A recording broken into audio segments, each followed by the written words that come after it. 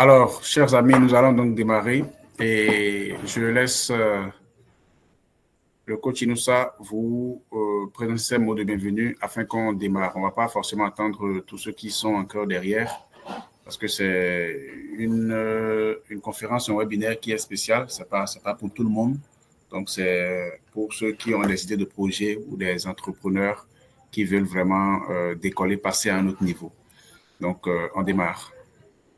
Comme je le disais tout à l'heure, merci. J'avais juste un souci de microphone. Bonsoir à tout le monde.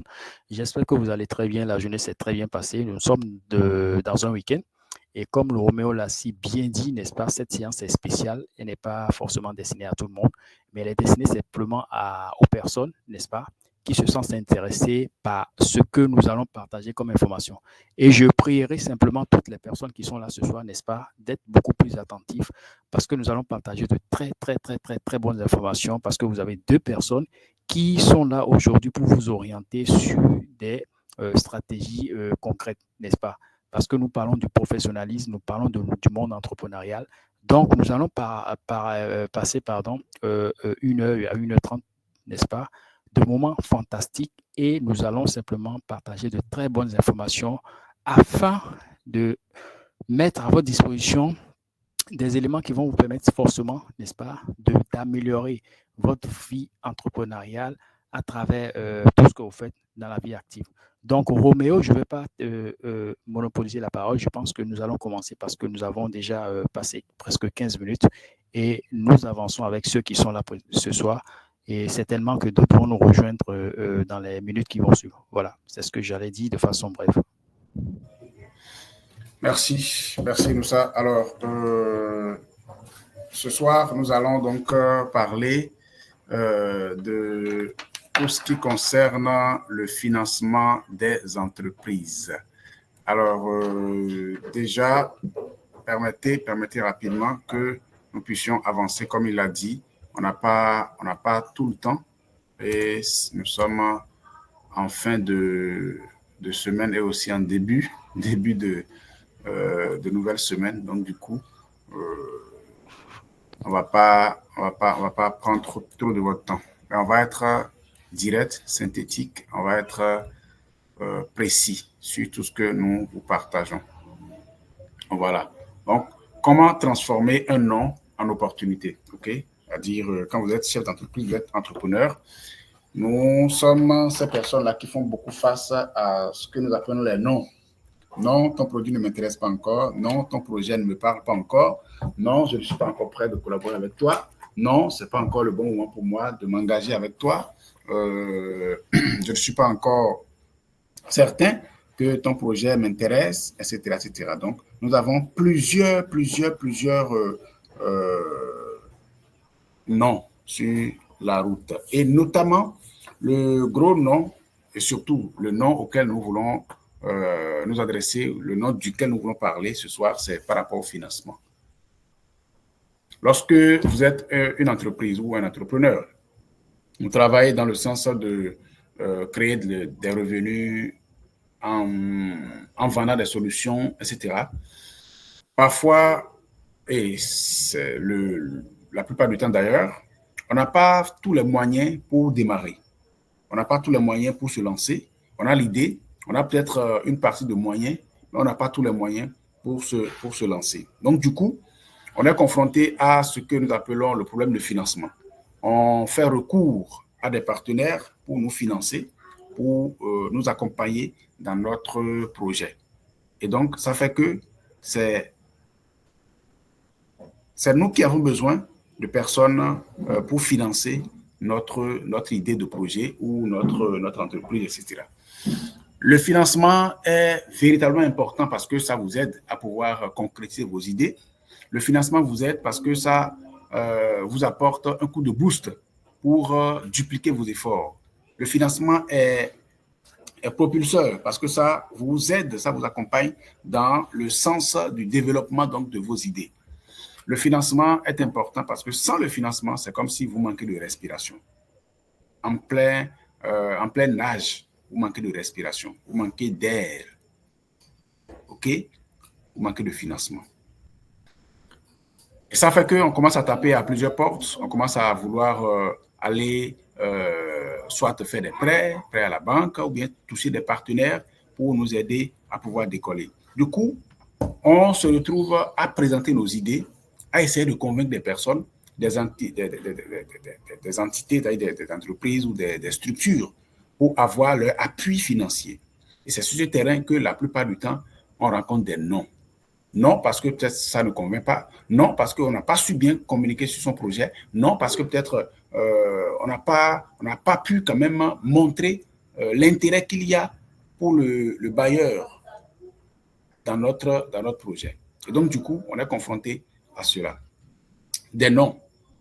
Mais est-ce qu'un non veut dire définitivement un non, on ne va pas te financer?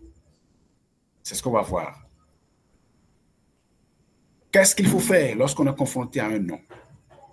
Non, ton projet n'est pas finançable. Non, on ne peut pas t'accompagner. Non, on ne peut pas te soutenir.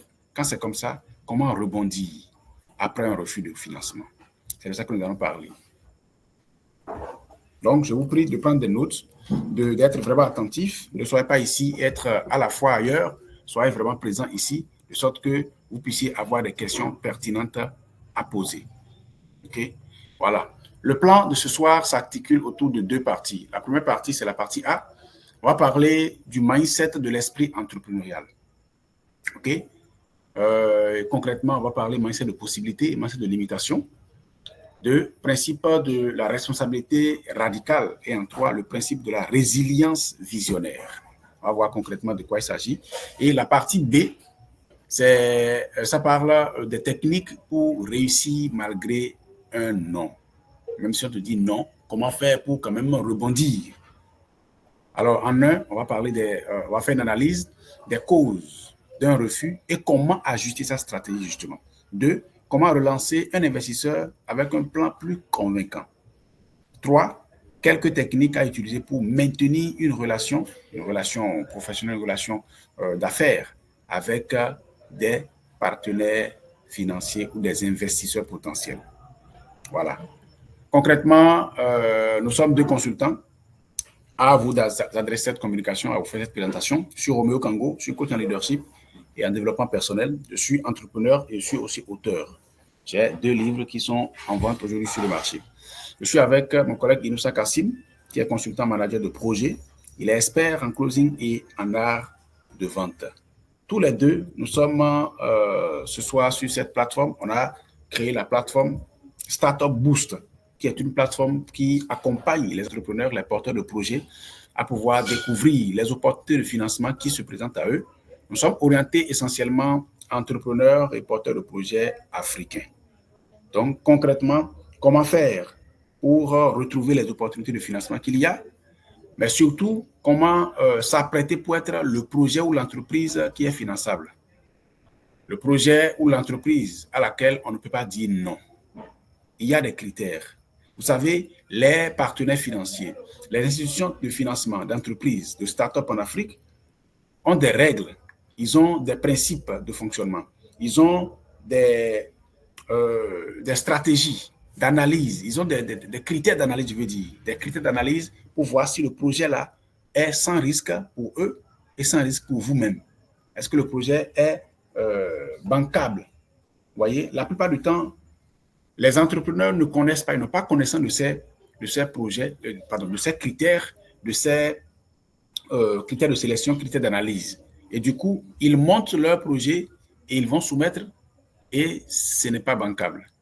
Ils vont se présenter et pour pitcher par rapport à leur projet et c'est compliqué parce qu'ils ne savent pas exactement sur quel point appuyer, quel argument mettre en avant et quoi répondre lorsqu'on pose telle question. Ils ne peuvent pas, ils ne savent pas. Ça fait que ils sont confrontés à des difficultés de financement. Et du coup, plusieurs projets, des dizaines, des centaines, des milliers de projets bien rentables se retrouvent dans les placards chaque année parce que faute de financement. Comprenons bien, chers amis, sans financement, vous ne pourrez pas grandir. L'argent, le financement est une ressource importante, obligatoire pour votre ascension. Si vous n'avez pas ça, vous êtes limité. Disons la vérité. Avoir juste une vision ne suffit pas. Avoir juste de la détermination, de la motivation ne suffit pas. Travailler dur non plus ne suffit pas. Il faut ce qui fait décoller les choses. Il faut de l'argent. Il faut du financement. Et la plupart du temps, pour réussir de grands projets, réussir à avoir vraiment une entreprise qui cartonne, ce n'est pas votre argent de votre poche, ce n'est pas l'argent de votre poche qui va faire décoller l'entreprise. Pas du tout. Ne commettez jamais cette erreur. Il y a ce que les anglophones appellent OPM, Other People Money. C'est ça qui fait grandir les entreprises. L'argent d'autrui. C'est ça qui fait grandir une entreprise. Parce que ça a deux motivations. Quand vous prenez l'argent d'autrui, ce n'est pas votre argent, donc vous mettez une certaine pression intérieure. Vous dites, attention, je vais rembourser ça. Donc, c'est important d'aller prendre l'argent d'autrui pour faire grandir votre entreprise. Ça vous donne une certaine pression de pouvoir aller vite. Vous ne paraissez plus. Vous ne vous retrouvez pas dans la zone de confort. Vous ne tournez pas en rond. Non, vous travaillez. Vous ne dites pas, c'est mon argent, de toute façon, je me réveille quand je veux, c'est mon entreprise, c'est mon argent. Non, c'est l'argent d'autrui et il y a une échéance de remboursement qui est rattachée à ça. Donc, du coup, ça vous motive à travailler bien, à vraiment veiller sur la rentabilité donc, de cet investissement. De deux, ça vous aide à pouvoir vraiment vous développer parce que lorsque vous prenez l'argent d'autrui, c'est pour vous développer. Ce n'est pas pour tourner en rond et essayer de rembourser exactement ce que vous avez pris. Vous voulez faire du bénéfice, vous voulez faire vraiment du rendement. Donc, ça vous amène à pouvoir vous étendre, à avoir de l'expansion. Donc, l'argent d'autrui vous aide à mieux gérer, à aider à la gestion et ça aide aussi à l'expansion. Vous voyez? Donc, c'est vraiment important d'aspirer à avoir l'argent, le financement des partenaires, le financement des investisseurs, le financement des banques. C'est important. Ça peut être un prêt, ça peut être des sollicitations de partenariat, etc., etc. Quel que soit le modèle, vous avez besoin d'être financé. OK? Donc, ce soir, nous allons donc aller droit au but. On va parler concrètement de... on ne va pas vous parler directement aujourd'hui de comment se faire financer et tout ça. Non, ça va venir. C'est toute une série de webinaires que nous sommes en train de lancer. Ceci est la première. Et nous allons pouvoir vous débloquer en matière d'information, en matière de stratégie, de technique pour vous positionner et avoir tout ce que vous désirez en ce qui concerne le financement de vos entreprises, de vos projets.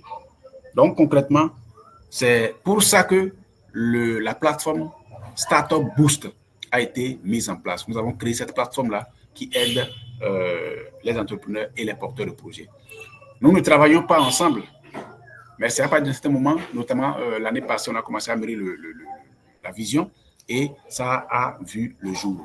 Donc, du coup, nous venons dans cette plateforme-là, tous les deux, avec nos expériences d'accompagnement dans le financement, l'accompagnement dans le développement, la croissance des entreprises depuis plusieurs années chacun de nous. Voilà.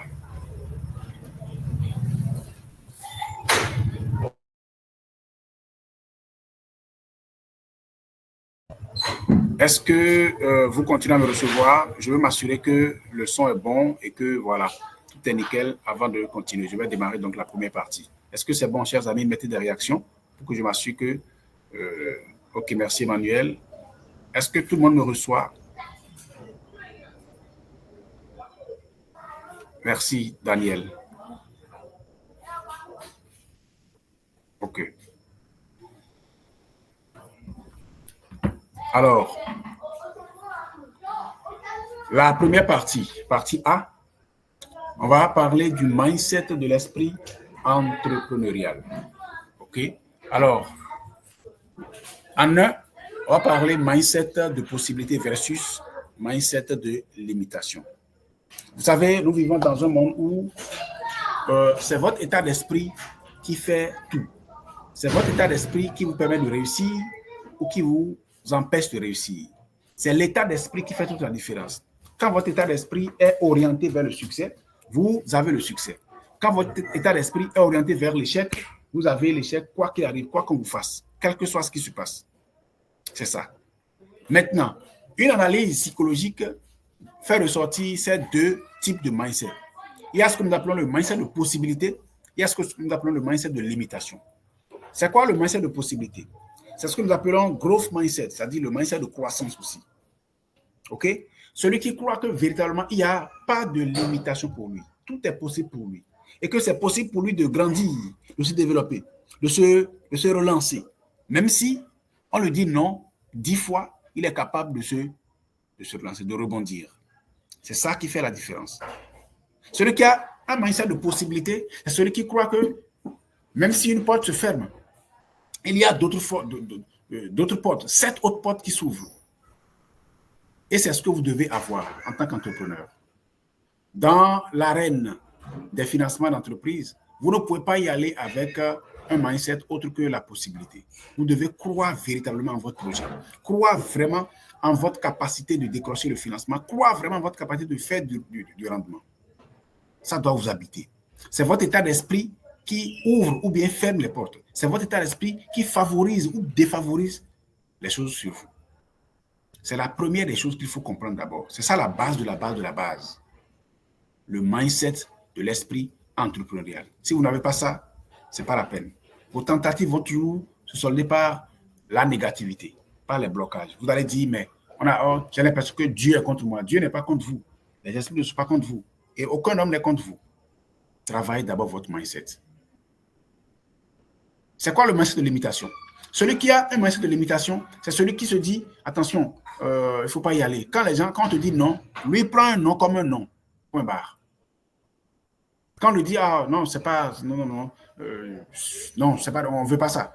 Il prend ça comme, c'est vrai, on ne veut pas ça. Les gens disent qu'ils ne veulent pas ça, donc du coup, ce n'est pas la peine d'y aller. Et il laisse tomber. Vous ne devez pas être comme ça, jamais. Je dis bien jamais. Un entrepreneur développe le mindset de possibilité. Vous devez, c'est-à-dire décupler en vous la capacité de croire fermement. Vous devez croire dur comme fer que vous méritez ce financement. Vous méritez ce que vous recherchez vraiment. Vous devez croire. Même si ça échoue aujourd'hui, vous devez vous dire, il y a forcément quelque chose que je dois apprendre de cet échec-là et me relancer. On a rejeté mon dossier aujourd'hui, ce n'est pas la fin du monde. Je rassemble les pièces, je cherche à comprendre qu'est-ce qui ne va pas, je corrige et je rebondis. C'est ça le mindset de possibilité. Mais celui qui a un mindset de limitation, il dit non, c'est fini pour moi, c'est terminé, je ne peux pas y arriver. Il commence à accuser tout le monde, il commence à blâmer la société, blâmer les politiciens, blâmer le gouvernement, blâmer les banques pour dire les banques n'aiment pas les gens, ils n'aiment pas financer les gens. Non, ce n'est pas le fait de blâmer quelqu'un qui va faire que vous allez réussir. Ce n'est pas le fait de blâmer quelqu'un qui va faire que vous allez pouvoir vous en sortir. Non, pas du tout. Développez plutôt un mindset positif, un mindset de possibilité. Il y a d'abondantes possibilités pour vous, d'abondantes possibilités devant vous. Et vous devez croire vraiment en ça. Vous devez croire que ce que vous ne maîtrisez pas aujourd'hui, vous pouvez apprendre et développer ça. Vous devez croire sérieusement en vous-même que vous pouvez atteindre tous les sommets que vous n'avez pas encore touchés aujourd'hui. Ce n'est pas un souci. Ce n'est pas du tout un problème si vous n'avez pas encore décroché de financement aujourd'hui. Tout problème est une opportunité déguisée. Tout empêchement, tout blocage de financement est une opportunité déguisée. Ah oui, j'ai plein d'histoires à vous raconter. J'ai plein d'histoires comme ça à vous raconter. Des personnes qui ont été confrontées à des financements, des problèmes de financement et qui n'ont pas lâché et qui ont eu de plus gros financements par la suite. Parce que justement, dans leur tête, ça clignote possibilité et non limitation. C'est ce que vous devez avoir ça. C'est ce que vous devez avoir ça. Vous devez véritablement penser. C'est-à-dire, votre pensée doit être remplie de ce qu'il n'y a pas de limite pour vous. La seule limite est celle que vous vous fixez dans votre tête. Personne ne peut vous empêcher de faire ou d'avoir ce que vous voulez. Et il n'y a pas d'ennemi si ce n'est à l'intérieur. Tout est possible pour vous. Je voudrais que chacun mette dans le chat, tout est possible pour moi. Mettez-le dans le chat. Je sais que vous savez ça, mais écrivez ça encore. Mettez dans le chat, tout est possible pour moi. Je vais voir ça, je vais voir ça. Tout est possible pour moi. Mettez-le dans le chat. Merci, Aimé. Tout est possible pour moi. Écrivez-le dans le chat. Merci, Ange. Tout est possible. Merci, Emmanuel. Tout est possible pour moi. Tout est possible. Oui, vous devez dégommer la limitation de vous. Vous n'avez pas de limitation. Vous n'êtes pas limité. Et personne ne peut vous empêcher d'être ce que vous voulez être. Écrivez dans le chat, s'il vous plaît. Écrivez. Merci, Daniel. Tout est possible pour toi, mon frère. C'est une vérité indéniable. Une vérité à laquelle même Satan ne peut rien. Personne ne peut rien contre vous. Personne. Merci, Aminata. Tout est possible. Tout est possible. Votre projet est finançable. Ouais. Votre entreprise est finançable. Vous pouvez y arriver. Tout est possible pour vous. Merci beaucoup. Super. On continue. On continue. Ça, c'est la première clé. Dans l'esprit ou l'état d'esprit ou le mindset de l'esprit entrepreneur. Vous devez avoir ça. Tout est possible pour vous, même si depuis des années, on vous a empêché de grandir. Non, non, non, non. Vous pouvez y aller. Vous pouvez y aller. Rien ne peut empêcher. Absolument rien. Je vous le garantis. Absolument rien. Ni personne ne peut vous empêcher d'y aller. Vous y aller. OK? C'est ça d'abord. Il faut mettre ça dans la tête. Ancrer ça dans votre tête sérieusement pour dire c'est ça, ma vérité. Tout est possible pour moi. Tout. Everything is possible. Everything. Everything. Everything. Alors, rapidement, la deuxième clé qu'il faut comprendre, c'est ce que j'appelle le principe de la responsabilité radicale. Le principe de la responsabilité radicale. Vous êtes responsable de votre vie. Vous avez souvent entendu parler de ça. Oui, il faut être responsable de sa vie. Il faut prendre l'entière responsabilité de sa vie. Et je le répète ce soir, je martèle là-dessus. C'est un état d'esprit. Ce n'est pas juste une parole. Ce n'est pas juste quelque chose qu'il faut dire. Non.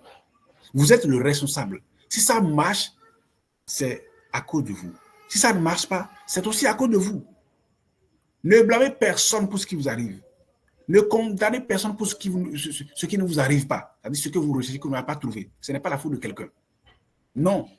Prenez l'entière responsabilité de votre vie. Si ça marche, c'est que c'est toi qui as fait que ça a marché. Si ça ne marche pas, c'est toi qui en es responsable. Je ne dis pas de te saboter ou bien de t'auto-saboter. Non, ce n'est pas de l'auto-sabotage. Mais c'est la prise de pouvoir par rapport à tout ce qui vous arrive. Le fait de reconnaître que oui, je suis à l'origine de mes échecs. Je suis aussi à l'origine de mes réussites. Ça vous donne le pouvoir.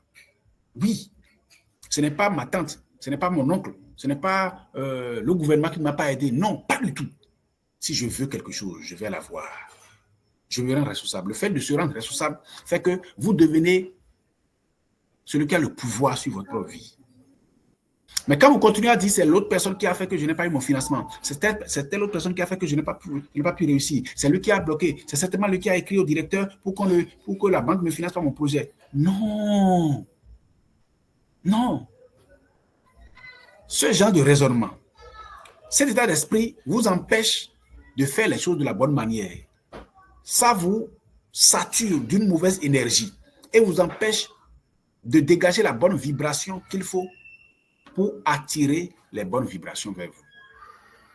Et le pire, c'est que en raisonnant comme ça, en disant que c'est l'autre personne qui a fait que vous n'avez pas eu ce que vous voulez, ça vous met directement sous le pouvoir de l'autre. C'est-à-dire, votre subconscient comprend que, à moins que l'autre ne débloque votre situation depuis là-bas, vous n'allez pas réussir. Et donc, même quand vous voulez faire quelque chose, vous manquez d'énergie.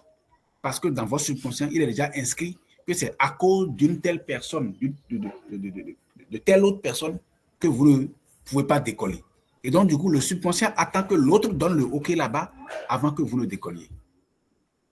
Et c'est là que beaucoup d'entrepreneurs sont bloqués. Ils sont heurtés au problème de manque d'énergie, manque de capacité, manque de connexion. Ils n'arrivent pas.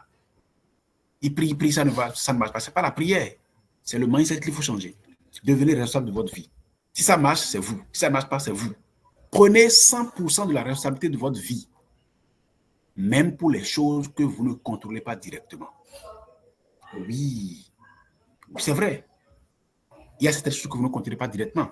Il y a certaines choses que vous n'arrivez pas à faire. De façon directe, vous n'avez pas l'influence sur ça. Vous voyez, par exemple, la météo, par exemple. Okay? Vous avez un rendez-vous, vous voulez sortir, et puis voilà, il y a une grosse pluie, et puis voilà, les rues sont bloquées, il y a de l'eau partout, et voilà. Ou bien vous démarrez votre voiture, ça ne démarre pas, alors qu'il y a une grosse pluie qui est là. Donc, vous ne pouvez pas sortir pour aller prendre un taxi, par exemple, et voilà, vous êtes coincé. L'atmosphère a été un blocus pour vous. Malgré ça, dites que c'est à cause de vous.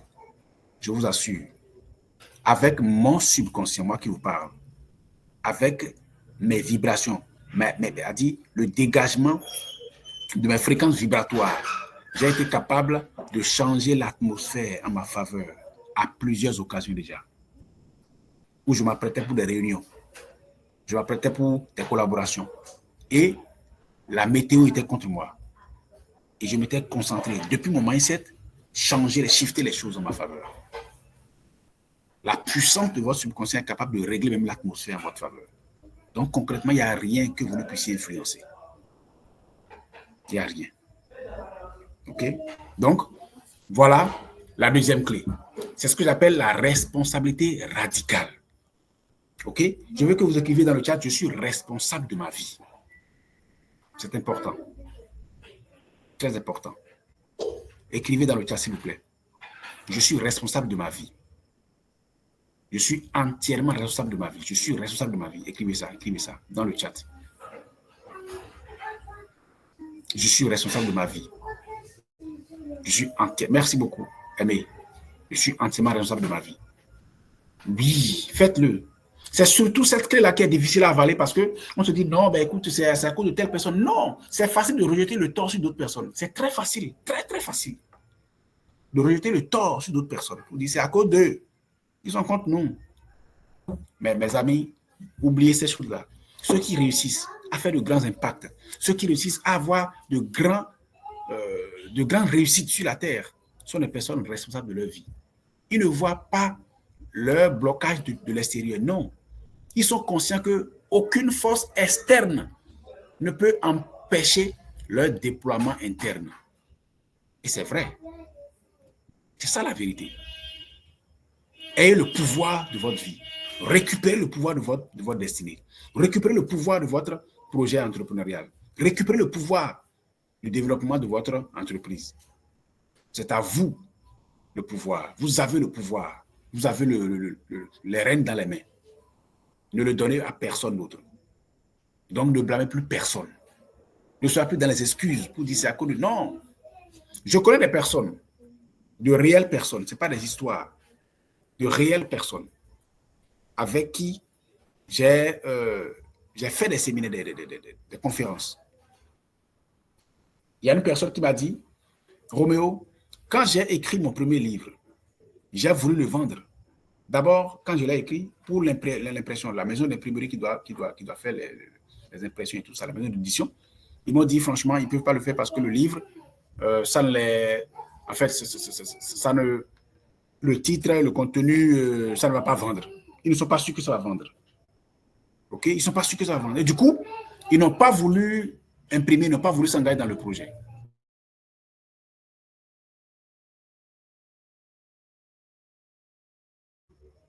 Donc, du coup, ils n'ont pas voulu faire quelque chose pour lui.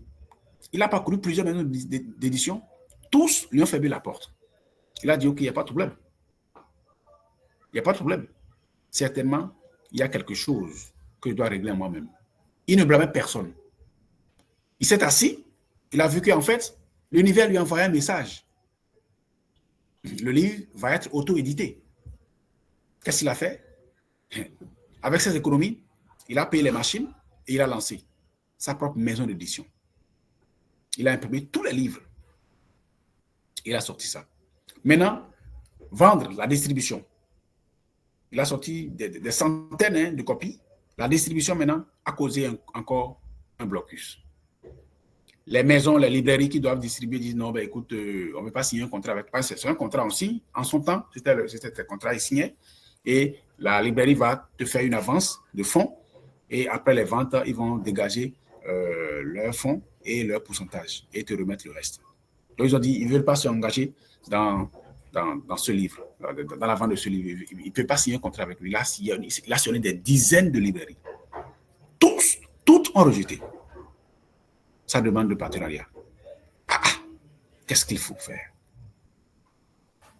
Il a réfléchi, il a dit, OK, allons-y. Il a ouvert sa propre librairie.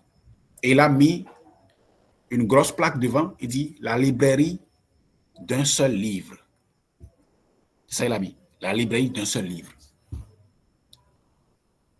C'est une histoire vraie. C'est pas raconté. C'est une histoire vraie. Racontée par la personne même qui a vécu ça. La librairie d'un seul livre. Il a mis ça. Et les gens commençaient à être, ben, écoute, c'est quoi cette librairie d'un seul livre? Vous voyez, ça a commencé à susciter la curiosité. Les gens veulent aller voir de quoi il s'agit. Ils rentrent dedans, ils voient la seule copie du livre, ça dit un peu partout. Dans tous les rayons, c'est le seul livre. Waouh! Ben, écoute, ça parle de quoi? Et ils profitent maintenant pour leur parler du livre. Et ils achètent. Ils ont commencé à acheter. Le monsieur a commencé à faire quoi? Il a commencé à faire du chiffre d'affaires. Par là. Il a imprimé son livre lui-même, il a écrit lui-même, il a imprimé lui-même, il a commencé à le vendre lui-même. Ça a développé en lui d'autres capacités de vente, de persuasion, de présentation de son produit et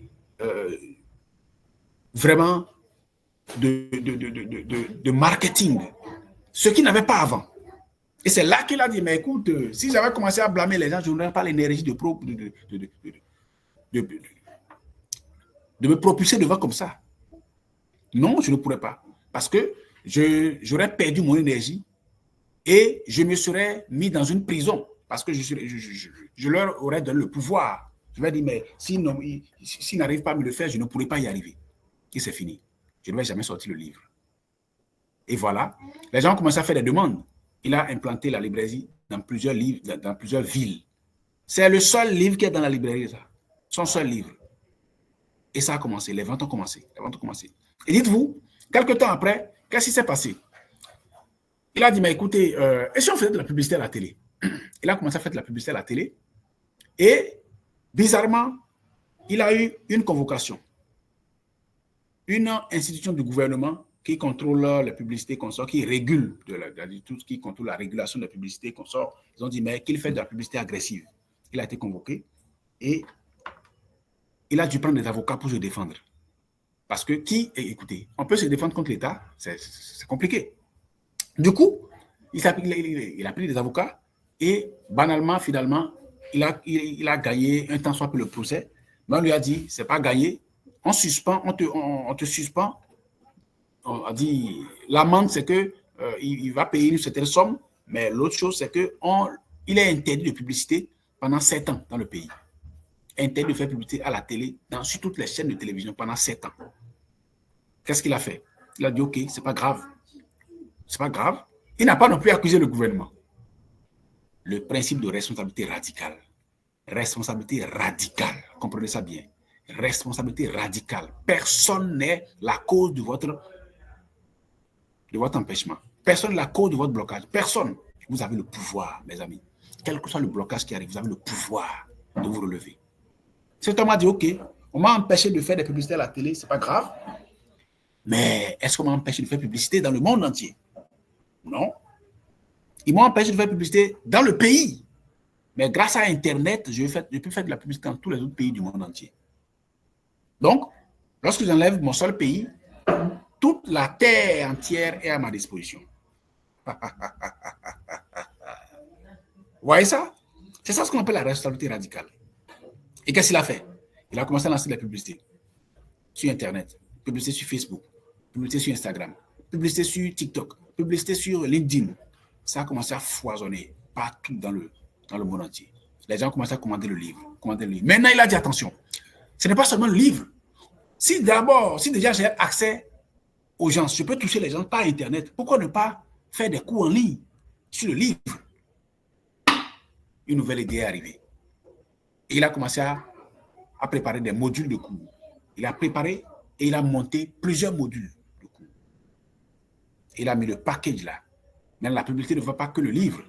On vend des cours, c'est-à-dire des détails par rapport au contenu du livre. On explique, on donne les clés, on montre concrètement comment appliquer pour avoir le succès qu'on veut, que le succès dont le livre parle. Et donc, quand les gens ont commencé à voir cette publicité, les gens sont intéressés. En moins d'un an, il a fait plus de 700 000 $ de chiffre d'affaires. Près de millions en un an. Et après ça, ça a décollé. Parce que les coûts ont été enregistrés, donc il ne va pas reprendre ça. C'est fait une fois pour vendre à l'infini. Le livre est là, c'est écrit une fois, ça va vendre à l'infini. Donc, quand les gens achètent, en même temps, par les services de livraison, DHL, les consorts, ils envoient le livre. Donc, les gens sont livrés, même chez eux, depuis leur pays, ils sont livrés. Et ils ont accès aux cours vidéo, les modules vidéo qu'il a déjà montés, c'est là, les gens ont accès. Et ça se duplique. Un système duplicable à l'infini. Mais écoutez, tout est parti d'où? Du blocage. Des maisons d'édition qui ont refusé d'imprimer le livre. Blocage des librairies qui ont refusé de vendre le livre. Blocage émis par une entité du gouvernement qui contrôle la publicité dans son pays.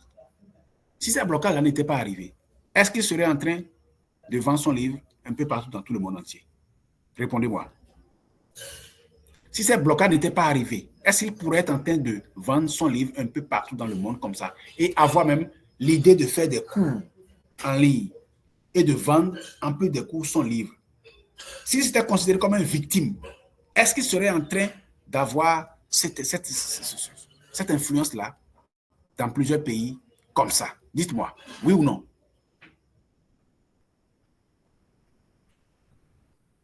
Non, mettez dans le chat, Répondez dans le chat. Merci, Emmanuel. S'il n'y avait pas ce blocage, il ne pourra pas. Réhaïssez, chers amis, réhaïssez. Merci, Aminata. Merci, Daniel. Réhaïssez. Merci, Aimé. Super. Vous voyez ça? S'il n'avait pas ce blocage-là, il ne pourra pas. Merci, Mamadou. Merci, Armand. Merci, Diallo.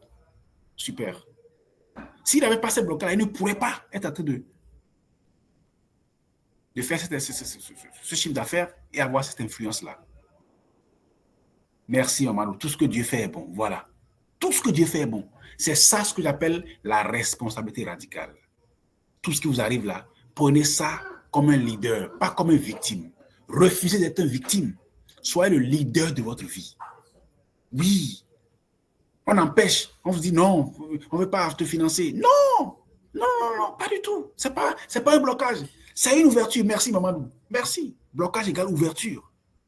C'est ce que je veux que vous intégriez en vous. C'est ce que j'appelle le mindset de l'esprit entrepreneur. C'est ça. Ayez ça vraiment en vous. Vous êtes le responsable de votre vie. Et il n'y a pas de blocage. Il n'y en a pas. Il n'y a pas de blocage. Personne ne peut vous bloquer. Personne ne peut vous empêcher d'être ou d'avoir ce que vous voulez. Personne. Absolument personne. Ça n'existe pas. Donc, voilà l'histoire de quelqu'un qui est passé de blocage à quoi? À succès sans précédent. Et ça continue jusqu'aujourd'hui. Non seulement il a ça, il a son cours en ligne qui est vendu et tout, mais il a aussi un club, un mastermind sur abonnement. Et les gens rentrent dedans. Pas seulement les cours, mais pas seulement les cours, ni le livre. C'est-à-dire, cette personne, si je mentionne son nom maintenant, vous allez tous le connaître. Ah oui, vous allez le connaître. Beaucoup ont entendu parler de lui ici déjà. Oui. Mais aujourd'hui, il a un mastermind. Les gens payent pour entrer dans le club. Les gens payent pour le livre. Les gens payent pour le cours, etc. Et il a écrit d'autres livres en plus. Parce qu'il a vu que ça a marché. Si ça a marché, pour un coup, on tente un autre coup. Voilà. Donc, ayez cet état d'esprit-là en vous. Soyez responsable. Ne voyez personne comme la pierre d'achoppement pour votre vie. Personne ne peut vous empêcher. Je vous le dis, personne ne peut. En fait, personne n'a ce pouvoir-là, à moins que vous donniez ce pouvoir-là à la personne. Responsabilité radicale. Alors, pour finir, la troisième clé, pour cette partie, c'est ce que j'appelle le principe de la résilience visionnaire. C'est quoi la résilience visionnaire? C'est votre capacité à pouvoir rebondir après 1000 échecs. Ah oui.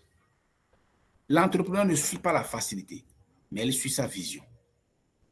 Il nous faut une clarté de vision pour rester motivé malgré les tempêtes. Rester motivé. Rester sur la ligne de la réussite. Sur la ligne de la vision. Malgré les tempêtes, c'est ce qu'on appelle la résilience. Avoir toujours de l'énergie à avancer, malgré les obstacles apparents. Malgré les blocages. C'est ça qu'on appelle la résilience. Mais je ne dis pas d'être seulement résilient. Il faut être résilient dans la vision. Ne dites pas, je vais travailler dur seulement. Non, on ne travaille pas dur seulement. Soyez orienté dans votre vision. Le tout ne suffit pas d'être un hustler, un travailleur dur. Non, ce n'est pas ça. Il ne faut pas seulement coller la tête. Non, il faut voir, est-ce que je suis dans la bonne vision? Est-ce que je suis dans la bonne direction? La direction de ma vision. C'est ça. Tombez 7 fois, mais relevez-vous 8 fois. C'est ça le principe de la résilience visionnaire. Si c'est dans le centre de votre vision, restez ferme, tenace. Ne lâchez rien. Ne laissez personne vous faire croire que vous ne pouvez pas y arriver. Non. Ce financement, vous pourrez l'avoir. Cette opportunité, vous pouvez la décrocher. Et même cette information de financement que vous n'avez pas, vous pouvez l'avoir. Dieu ne fait rien au hasard. Si vous êtes dans ce webinaire, c'est parce que justement, vous méritez d'avoir les bonnes informations. Et nous sommes là pour vous les accorder. C'est pour ça qu'on est là. C'est pour ça qu'on est là. Donc, soyez résilients. Ne laissez pas. Non, ne vous laissez pas seulement fracasser. Non, soyez dur à cuire. Oui, dur à cuire. Soyez dur à cuire. Ne lâchez pas simplement. Non, soyez dur à cuire. C'est ça qui fait que vous ne laissez pas tomber les choses facilement. Quand même il y a un non, quand on dit non, ton projet ne peut pas y aller, ça ne peut pas y aller, vous dites non, ça va y aller, parce que moi seul j'y crois. Et vous, avec Dieu, vous formez la majorité absolue, je vous assure. Vous, seul avec Dieu, formez la majorité absolue. Donc, vous n'êtes pas empêché, ne vous laissez pas non plus empêcher. Quel que soit ce qui arrive, comprenez que vous pourrez y arriver. Soyez résilient, soyez visionnaire. Je vous remercie. Ça, c'est la première partie. Et donc, je vais laisser mon collègue Inoussa pour continuer la deuxième partie. Alors, est-ce que jusque-là, vous m'avez tous compris? Si c'est le cas, mettez une réaction. Si je suis compris jusque-là, voilà. Merci beaucoup. Alors, Inoussa, you have the floor. Merci Roméo, merci à tous. Je pense que tu as tellement bien planté le décor. Franchement, honnêtement, c'est avec une joie immense, n'est-ce pas, que je dis bravo pour cette préparation qu'on appelle préparation mentale d'abord. Parce que pour toute personne qui s'investit, qui est entrepreneur, n'est-ce pas, comme nous autres, vous avez besoin, n'est-ce pas, de préparer votre mental parce que vous allez recevoir certainement des chocs qui sont parfois imprévus, mais que vous le vouliez ou pas, en tant qu'entrepreneur, vous êtes obligé, je dis bien vous êtes obligé, n'est-ce pas, de recevoir ces chocs et il faut simplement se préparer mentalement. Est-ce que vous m'entendez correctement, s'il vous plaît? Je veux juste un pouce. Mettez un pouce pour me signaler que vous m'entendez parfaitement, s'il vous plaît. Est-ce que vous m'entendez? Tout le monde est là? J'espère que tout le monde ne dort pas parce que nous allons aborder une deuxième partie qui sera dense. Et je vous prie, si vous avez un petit carnet, un petit stylo, prenez note de tout ce que nous allons partager dans les minutes qui vont suivre, s'il vous plaît.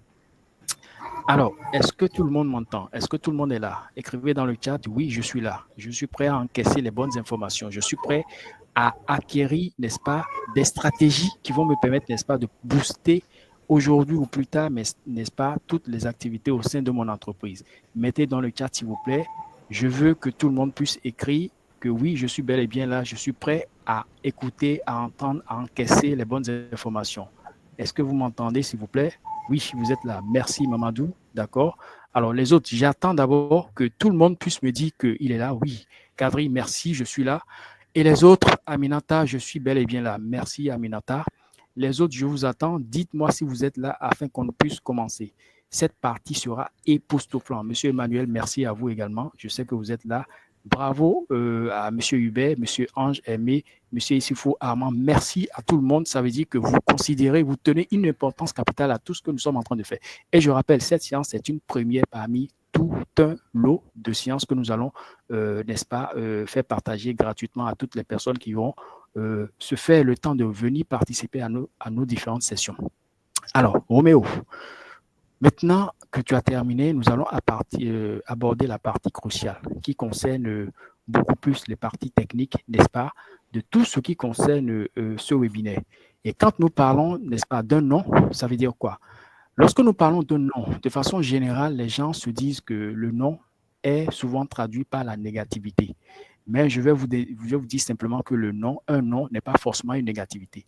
Un nom simplement peut être traduit, interprété par ce qu'on appelle une remise en cause, comme l'a si bien dit tout à l'heure Roméo. Une remise en cause.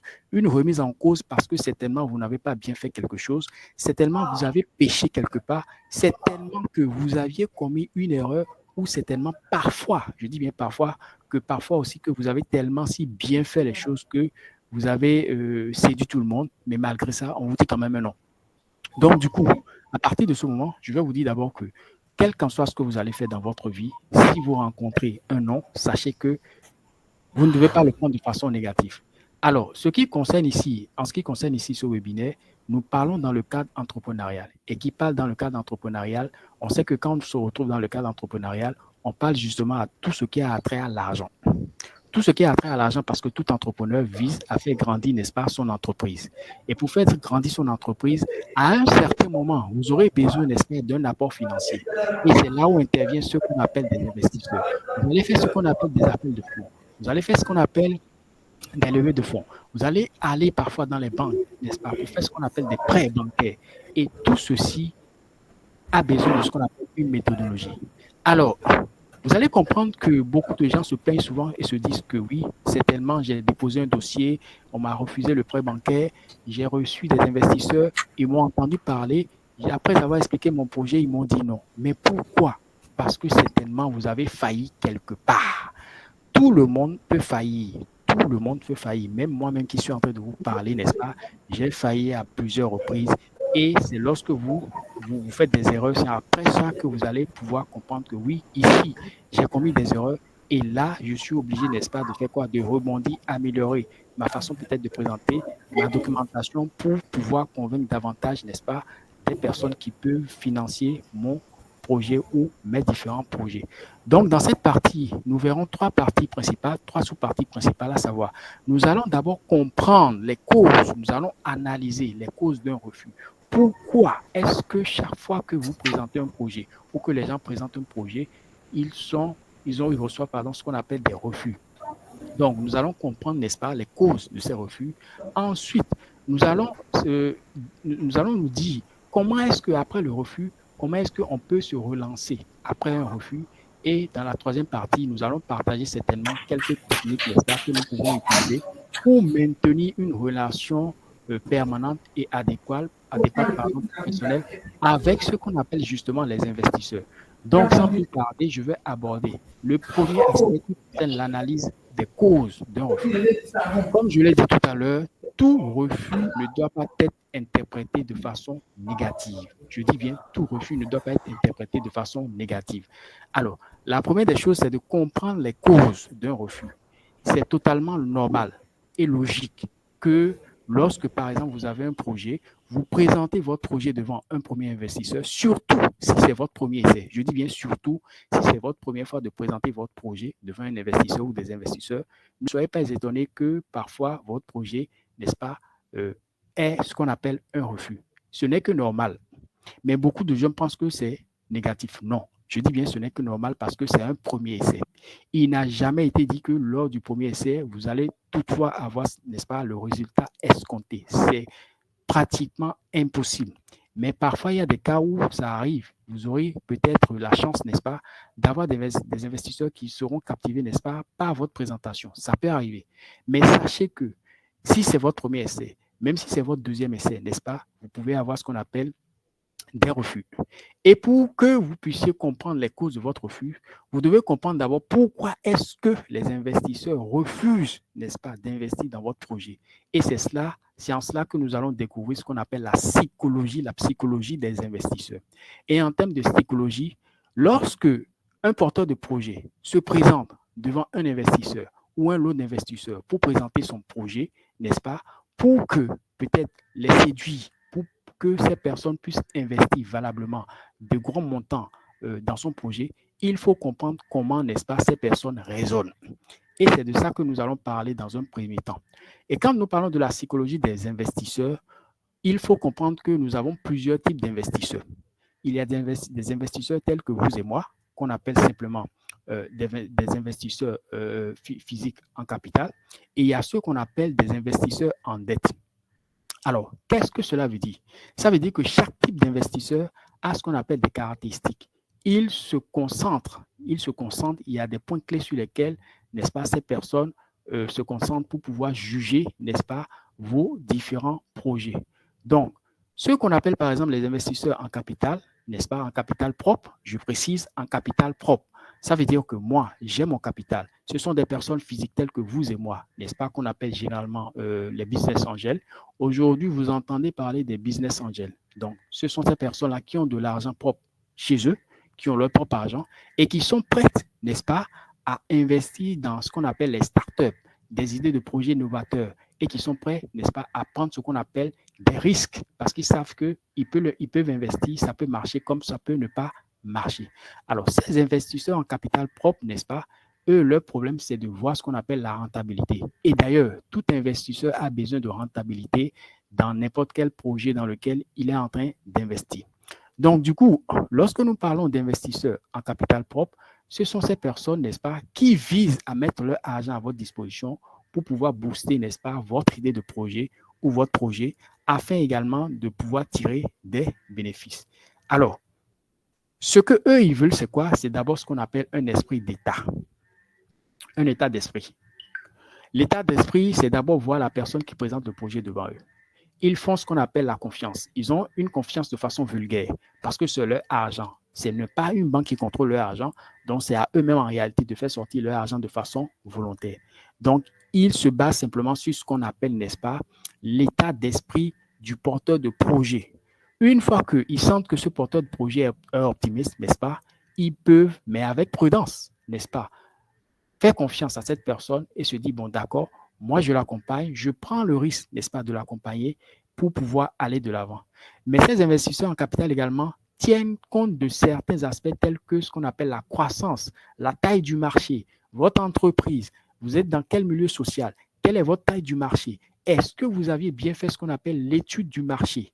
Et quand nous parlons par exemple de l'étude du marché, c'est un aspect que négligent beaucoup de porteurs de projets, alors que c'est l'étude du marché, n'est-ce pas, qui va vous garantir, n'est-ce pas, l'explosion, la croissance de votre entreprise par rapport à votre milieu social.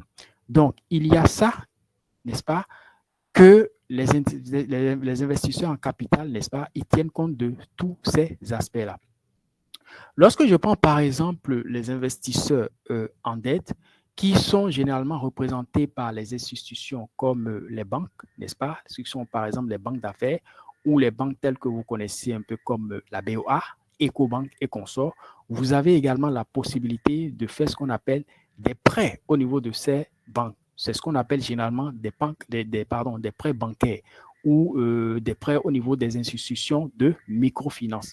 Alors, chez eux, par contre, ils ont un état d'esprit pessimiste. Ils ne croient jamais, je dis bien, ils ne croient jamais à la personne qu'ils ont en face d'eux. Jamais. Ils ne croient jamais à la personne qu'ils ont en face d'eux. Mais eux, ils se reposent beaucoup plus sur la documentation. Je dis bien, ils se reposent sur la documentation et surtout sur la capacité à rembourser l'emprunt parce que là-bas, vous allez faire un emprunt et ils vont vous demander également beaucoup de papiers que vous devez fournir pour pouvoir mesurer votre capacité à rembourser l'emprunt que vous allez faire parce que là-bas, il s'agit de ce qu'on appelle des institutions financières. Alors, le risque est que eux, ce qu'ils craignent, c'est beaucoup plus la faillite. Ils craignent beaucoup plus la faillite parce qu'ils n'ont pas confiance à la personne qu'ils ont en face d'eux. Donc, si vous êtes une femme, vous vous présentez à la banque, même si vous présentez une garantie, ces personnes ne croiront jamais en votre personnalité. Vous voyez, ils ne croiront jamais en votre personnalité, mais ils vont se baser sur les faits, sur la documentation que vous allez présenter et sur, bien évidemment, des enquêtes qu'ils vont faire de façon physique en ce qui concerne, n'est-ce pas, l'évolution ou, n'est-ce pas, les ratios d'endettement qu'ils vont estimer à leur propre niveau.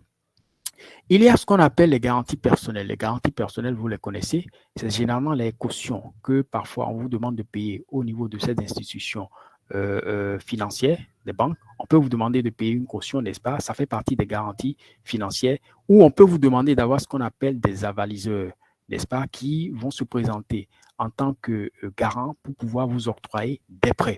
Donc, ces deux catégories d'investisseurs que je rappelle, les investisseurs à capital propre, n'est-ce pas, ce sont des personnes physiques, généralement qu'on appelle les business angels, et les investisseurs en dette qui sont généralement représentés par ce qu'on appelle les institutions financières.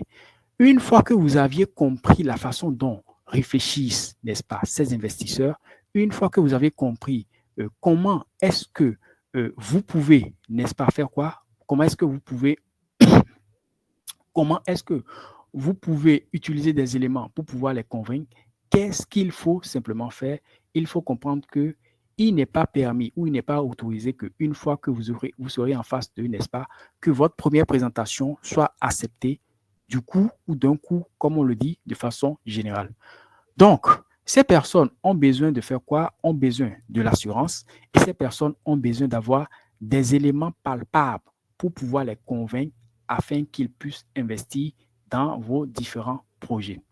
Alors, maintenant, la question que j'aimerais vous poser, c'est de savoir pourquoi un projet peut être refusé. Pourquoi le projet peut être refusé? Je reprends la question, pourquoi un projet peut être refusé? Un projet peut être refusé parce que c'est normal que ça doit être refusé. Dans un premier temps, lorsque vous avez un projet et que vous présentez votre projet en face des investisseurs, vous allez remarquer qu'il y aura des points clés qui seront soulignés par ces investisseurs, ces personnes qui sont venues vous écouter, ces personnes qui, dans un premier temps, se sont dit, bien, oui, on est venu écouter des porteurs de projets ou un porteur de projet qui va nous séduire certainement. Vous voyez? Donc, certainement que vous allez commettre parfois des erreurs. Ça peut être des erreurs de langage, ça peut être également des erreurs techniques. C'est possible. Donc, parmi, n'est-ce pas, ces erreurs, n'est-ce pas, qui seront relevées, vous allez constater que l'investisseur peut rejeter votre projet pour plusieurs raisons, notamment ce qu'on appelle le manque de clarté. Le manque de clarté dans ce qu'on appelle le business plan. Parce que le business plan, c'est ce document dans lequel vous résumez tout ce que vous aurez à faire. La façon dont vous allez gagner de l'argent est résumée dans un document qu'on appelle le business plan. Et dans ce business plan, si votre business plan n'est pas clair, qui montre efficacement la façon dont l'investisseur voit que votre entreprise va gagner de l'argent, vous allez voir qu'il y a ce qu'on appelle la réticence. Donc, l'investisseur a besoin de la clarté dans votre business plan. C'est très important et très capital. Comment l'entreprise va générer de l'argent? Comment vous allez générer de l'argent à travers le service, ou les produits que vous allez mettre en vente dans votre entreprise? L'investisseur a besoin de savoir de façon claire. Ce n'est pas quelque chose qui peut être caché. Vous devez détailler, vous devez aller en profondeur pour montrer à l'investisseur que vous maîtrisez, n'est-ce pas, le produit, le service que vous mettrez dans la circulation. Alors, l'autre chose est qu'il y a ce qu'on appelle la faiblesse de la proposition de valeur. Si le projet n'apporte en rien, n'est-ce pas, une différenciation par rapport à ce qui existe déjà sur le marché, sachez que ça ne va jamais séduire l'investisseur. L'investisseur, lui, il a besoin de nouveautés. Il a besoin de la valeur ajoutée. Si, par exemple, il y a déjà un stylo qui est vendu sur le marché, n'est-ce pas, et que moi, aujourd'hui, je dois fabriquer un stylo, quelle est la valeur ajoutée que mon stylo va apporter sur le marché? Comment je vais différencier mon stylo par rapport à ce qui existe déjà sur le marché? Qu'est-ce que je vais apporter de plus? Quelle est la touche magique que mon stylo va apporter pour permettre aux gens, n'est-ce pas, d'être séduits par son utilisation? Tout ça, ça fait partie de ce qu'on appelle la proposition de valeur. Est-ce que vous êtes là, chers amis? Si vous êtes là, dites-moi que vous êtes là. Envoyez-moi un message dans le chat, s'il vous plaît. Écrivez-moi, vous êtes là. Oui, on vous suit. J'attends vos réponses, s'il vous plaît, avant de continuer. Parce que, comme je l'ai dit, ce soir, nous allons partager de très, très, très bonnes informations. Est-ce que vous m'écoutez? Qui a compris tout ce que je suis en train d'expliquer jusque-là? Écrivez dans le chat. Oui, j'ai compris. Écrivez. Oui, j'ai compris. Oui, c'est bon. Oui, on vous suit. Écrivez dans le chat. Merci, Daniel. 5 sur 5. Aimé, toujours là. OK, Kadri. Oui, on vous suit. Merci, Mamadou, c'est clair. Parfait. Alors, sans plus tarder, merci Emmanuel, oui, je comprends. Sans plus tarder, comme je l'ai dit, nous allons énumérer également quelques causes qui prouvent également que votre projet peut être refusé. Il y a également un aspect sur lequel les investisseurs se basent, le risque élevé. Le risque élevé. Alors, après avoir parcouru le manque de clarté, et j'ai aussi parlé de la faiblesse de la proposition de valeur que vous apportez par rapport déjà à ce qui existe sur le marché, il y a ce qu'on appelle le risque élevé. Le risque élevé, c'est quoi? Il se base sur ce qu'on appelle l'expérience de l'équipe. L'équipe qui pilote le projet, l'équipe qui pilote l'entreprise. Est-ce que cette équipe est expérimentée? Ça, c'est un atout clé. Ça, je vous le dis aujourd'hui, peut-être que vous ne le savez pas, n'est-ce pas? Quand vous avez une entreprise, vous avez besoin d'avoir une équipe quand même expérimentée. La majorité, n'est-ce pas, des membres de votre équipe qui composent votre équipe, surtout fondatrice, doivent être des personnes expérimentées. Et ça, c'est un aspect qui séduit généralement les investisseurs. Quand ils voient que ce sont des personnes, n'est-ce pas, qui sont des personnes expérimentées, je vous assure qu'ils ont beaucoup plus d'assurance. Il y a ce qu'on appelle le marché. Si le projet n'est pas structuré, n'est-ce pas? Si le projet n'est pas structuré, sachez que simplement que ça veut dire que l'équipe n'a pas bien fait son travail et que l'équipe ne maîtrise pas le marché sur lequel le produit ou le service doit être fait quoi? Doit être livré ou vendu. Donc, tous ces aspects dont je viens d'énumérer font partie des causes qui font de sorte que un projet peut être refusé. Donc, je rappelle, il y a le manque de clarté dans ce qu'on appelle le business plan obligatoire que vous devez parfaire. Il y a le risque élevé au niveau de l'inexpérience, n'est-ce pas, des membres fondateurs, n'est-ce pas? Parce que l'investisseur qui veut mettre son argent, il a besoin de se rassurer que oui, je mets mon argent parce que les personnes qui pilotent, n'est-ce pas, ce projet sont des personnes qui sont expérimentées, qui ont déjà vécu, qui ont déjà travaillé dans des structures semblables, qui savent quel est le projet ou le produit qu'ils sont en train de présenter et comment le marché va se comporter. Ils maîtrisent déjà ce marché, ils ont déjà une certaine expérience. Il y a également ce qu'on appelle la faible proposition de valeur ajoutée. Il ne sert à rien de copier pour copier. Quand vous copiez une personne, il faut ajouter forcément votre touche personnelle. C'est très important et très capital. Donc, si vous ne pouvez pas ajouter votre touche, ça ne sert absolument à rien de copier et d'aller faire simplement du copy. Quand vous faites du copy, les gens vont savoir tout de suite que vous avez fait du copy.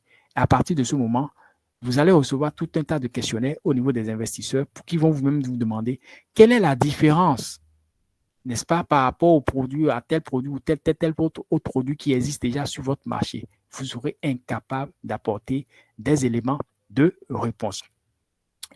Voyant toutes ces causes, étant qu'un homme, parce que l'homme cherche, n'est-ce pas, à donner le meilleur de lui-même, en tout cas pour toute personne qui vise à obtenir un financement et toute personne qui ne lâche absolument rien, lorsque déjà vous connaissez les causes, lorsque vous savez que votre projet a été rejeté, n'est-ce pas, c'est à vous de savoir que vous devez ajuster votre stratégie. Vous devez faire quoi? Vous devez améliorer, vous devez modifier, vous devez apporter une touche particulière à tout ce qui vous a été donné comme cause et qui a fait de sorte que les investisseurs, ces investisseurs ont fait quoi? Ont rejeté simplement votre demande. Alors, comment vous devez ajuster votre stratégie? C'est très capital également. Pour pouvoir ajuster votre stratégie, il faut d'abord comprendre les causes. Donc, chaque fois et toutes les fois que vous aurez à comprendre les causes, ça vous permettra d'améliorer, de travailler sur chaque aspect sur lequel ces investisseurs se sont fondés pour pouvoir rejeter, n'est-ce pas, votre demande. Et ça vous permettra, n'est-ce pas, de faire quoi? De rebondir et de revenir pour présenter un projet beaucoup plus adapté, beaucoup plus clair à l'endroit de ces différents investisseurs. Donc, dans un premier temps, comme je l'ai dit, vous devez analyser, n'est-ce pas, tout ce que les investisseurs ils ont dit. C'est la raison pour laquelle on demande généralement, quand vous êtes face aux investisseurs, ayez une équipe qui sera en train de prendre note de toutes les remarques que ces investisseurs vont vous faire. Et à la fin, vous allez prendre ces remarques et travailler là-dessus. Vous devez analyser les retours de l'investisseur ou des investisseurs pour comprendre ce qui n'a pas fonctionné. C'est obligatoire. Si vous ne prenez pas note, vous n'allez pas savoir réellement sur quoi vous devez vous focaliser pour mieux améliorer votre présentation la prochaine fois. Vous devez faire ce qu'on appelle le renforcement de business plan. Le business plan, j'ai parlé de ça tout à l'heure, c'est le cœur de la présentation, n'est-ce pas, pour convaincre tout investisseur. Vous devez renforcer votre business plan. Vous devez ajuster ce qu'on appelle les projections financières.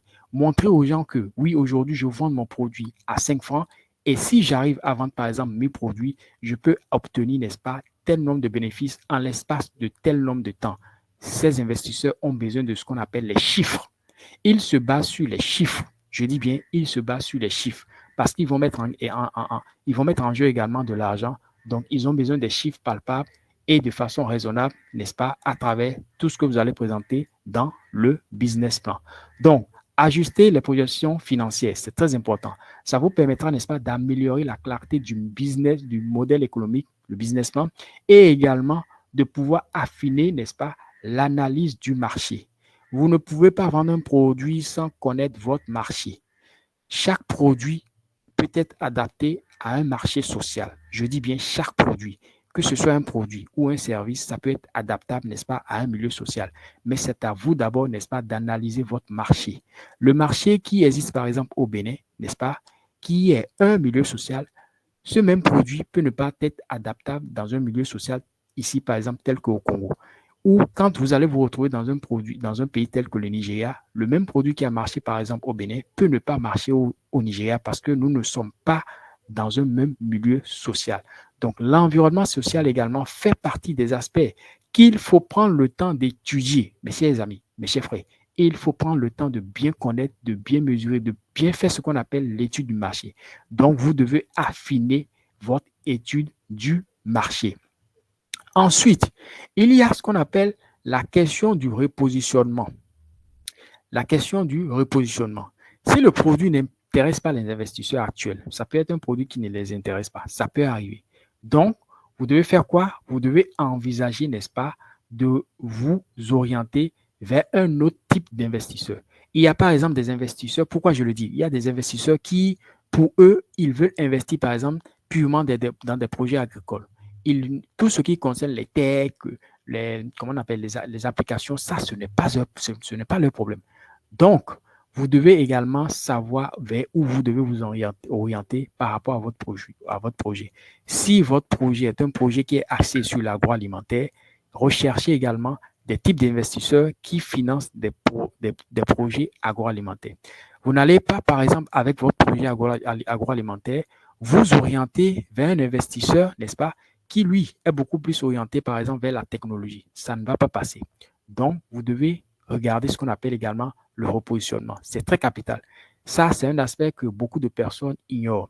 C'est un aspect que beaucoup de personnes ignorent. Donc, du coup, quand, par exemple, vous êtes un entrepreneur et que vous avez présenté votre projet, par exemple, de ce qu'on appelle le food tech, n'est-ce pas, à certains investisseurs, n'est-ce pas, et que ce projet a été rejeté, ça peut être rejeté pour plusieurs causes. Ça peut être peut-être le marché cible, n'est-ce pas, qui est peut-être très petit. Peut-être le marché est très petit pour contenir, n'est-ce pas, votre produit, n'est-ce pas? C'est possible. Ça peut être un des aspects. Donc, vous devez faire ce qu'on appelle l'étude du marché. Vous devez refaire, par contre, comme je le disais tout à l'heure, vous devez refaire l'étude du marché. Vous devez identifier l'audience qui sera normalement beaucoup plus large pour pouvoir adopter votre produit. C'est très important. Et vous devez revoir votre positionnement tout simplement. Donc, une fois que vous avez fait ça, vous avez également ce qu'on appelle la possibilité de repostuler. Vous avez la possibilité maintenant de repostuler, n'est-ce pas, et de proposer à nouveau un autre business model plus solide. Et grâce à ça, n'est-ce pas, ce business model peut obtenir son premier financement. Alors, la deuxième partie, Roméo, que nous allons aborder, il s'agira, n'est-ce pas, de parler de la relance d'un investisseur avec un plan plus convaincant. Alors, le premier aspect que j'ai abordé, j'aimerais simplement comprendre si tous ceux qui sont là ce soir, n'est-ce pas, ont noté des points clés que j'ai soulignés en ce qui concerne les erreurs, les causes d'un refus éventuel, n'est-ce pas, auprès d'un investisseur. Est-ce que vous avez noté des points clés? Écrivez-moi, oui, j'ai noté des points clés. Oui, je reconnais qu'il y a des erreurs que je commets ou que j'ai déjà commis, n'est-ce pas, qui ont fait de sorte que mon projet n'a pas reçu son premier financement. Écrivez dans le chat, s'il vous plaît, est-ce que vous avez noté des points clés à travers les premières explications que je viens de noter, s'il vous plaît? Est-ce que vous aviez noté des points clés? C'est très important avant que nous puissions continuer. Est-ce que vous aviez compris, n'est-ce pas, les causes qui peuvent être à l'origine du refus de votre premier investissement? Est-ce que vous aviez compris? Et lorsque nous avons reçu notre premier refus, ça ne veut pas dire, je le répète, que vous n'aurez pas dans les jours à venir, n'est-ce pas, de l'investissement. Est-ce que vous aviez compris les causes d'abord? Les causes sont importantes avant de pouvoir continuer pour comprendre comment est-ce qu'on peut relancer un investisseur ou des investisseurs. Écrivez dans le chat, est-ce que vous aviez compris les causes? Alors, j'attends le message de tout le monde. Oui, aimé, merci, oui, vous avez bien noté. Ces causes sont très, très importantes, sont très importantes. Nous devons comprendre absolument, je dis bien absolument. Si vous ne comprenez pas les raisons pour lesquelles votre dossier a été rejeté, votre dossier n'a pas séduit un investisseur, ça veut dire simplement que vous n'êtes pas en train de faire un bon travail. Oui, merci Daniel. Oui, vous avez compris. Merci. Alors, Par la suite, je vais continuer en ce qui concerne la deuxième partie, c'est-à-dire le deuxième point. Après avoir compris les causes qui ont fait de sorte que votre projet n'a pas reçu son investissement, ça peut être peut-être un premier essai, ça peut être un deuxième, ça peut être un énième, n'est-ce pas? Et vous avez chaque fois reçu, par exemple, des refus. Maintenant, après avoir reçu des refus, on a aussi parcouru les aspects sur lesquels vous devez travailler, à savoir le business plan, à savoir l'étude du marché, n'est-ce pas, pour montrer également que vous êtes revenu en force. Alors, comment maintenant, à partir de ce moment, comment vous devez relancer l'investisseur ou les investisseurs avec un plan beaucoup plus convaincant? Quand nous parlons de plan beaucoup plus convaincant, ça signifie quoi? Ça signifie que vous avez pris le temps de prendre du recul. Vous avez pris le temps d'améliorer, de peaufiner, n'est-ce pas, votre documentation, de faire mieux l'étude du marché. Tout ça, ça fait partie, n'est-ce pas, de la relance d'un investisseur. Et pourquoi vous devez le faire? Pourquoi vous devez le faire et quand est-ce que vous devez relancer ce qu'on appelle un investisseur? Du coup, si, par exemple, l'investisseur a montré un intérêt, mais a exprimé des doutes, ça peut arriver. Vous pouvez, par exemple, présenter votre projet devant un investisseur ou des investisseurs où vous allez remarquer qu'ils sont bien intéressés. Après votre présentation, ils sont séduits par votre présentation. Mais il y a un petit mais qui fait de sorte qu'il ne veut pas mettre le cachet pour vous dire, bon, d'accord, on investit dans votre projet. Vous voyez? Donc, vous allez faire face à ces genres de situations. Vous allez rencontrer des gens que vous allez séduire par votre présentation. Ils vont apprécier votre produit, votre service que vous voulez mettre sur le marché.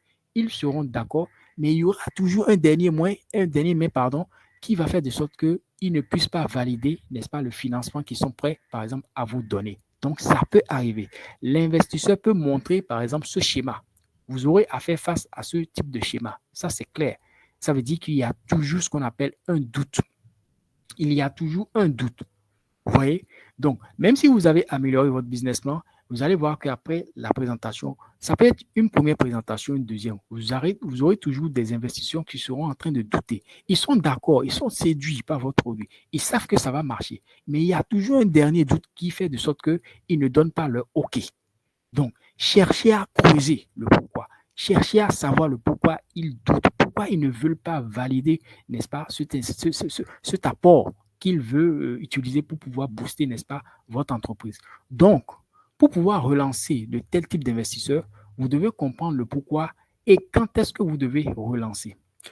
Alors, lorsque vous aviez noté les points clés dans le chapitre précédent, comme je l'ai énoncé, n'est-ce pas, ce sont ces points clés qui représentent en réalité vos faiblesses.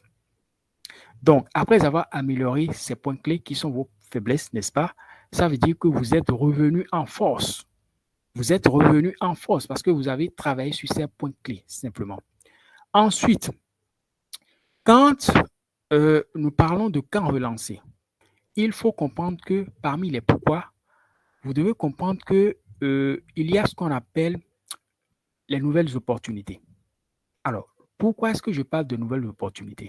Je parle des nouvelles opportunités parce que le moment à partir duquel vous avez fait votre présentation et à partir du moment où ils ont refusé, ça veut dire que vous avez eu un temps de travail. C'est peut-être 2 mois, 3 mois, 4 mois, 5 mois après. Vous aviez eu un temps de travail. Ce temps de travail vous a permis d'améliorer, de mieux peaufiner, n'est-ce pas, les faiblesses de votre projet, de travailler sur votre business plan pour revenir en force, tout simplement. Donc, le pourquoi, c'est que vous devez avoir un pourquoi pour relancer votre investisseur ou vos investisseurs parce que il se peut que vous allez faire face à de nouvelles opportunités. Il se peut que vous avez ou vous aurez à faire face à de nouveaux types d'investisseurs qui vont beaucoup plus s'intéresser à votre domaine d'activité. Il y a de cela peut-être 6 mois, peut-être qu'il n'y a pas assez ou il n'y avait pas assez, n'est-ce pas, d'investisseurs qui s'intéressaient par exemple au domaine. C'est un exemple que je prends qui s'intéressaient au domaine, n'est-ce pas, de l'agroalimentaire. Mais vous allez voir peut-être que 6 mois plus tard, il y a beaucoup plus d'investisseurs qui s'intéressent beaucoup plus, n'est-ce pas, au domaine de l'agroalimentaire. C'est possible. Ça dépend évidemment de plusieurs facteurs. Ensuite, vous avez ce qu'on appelle l'amélioration également, la croissance, n'est-ce pas, l'augmentation des revenus au niveau, n'est-ce pas, de votre propre structure. il y a 6 mois en arrière, vous aviez reçu un refus, mais ça ne vous a pas empêché d'avoir, par exemple, ce qu'on appelle vos premiers clients et d'augmenter, n'est-ce pas, vos revenus.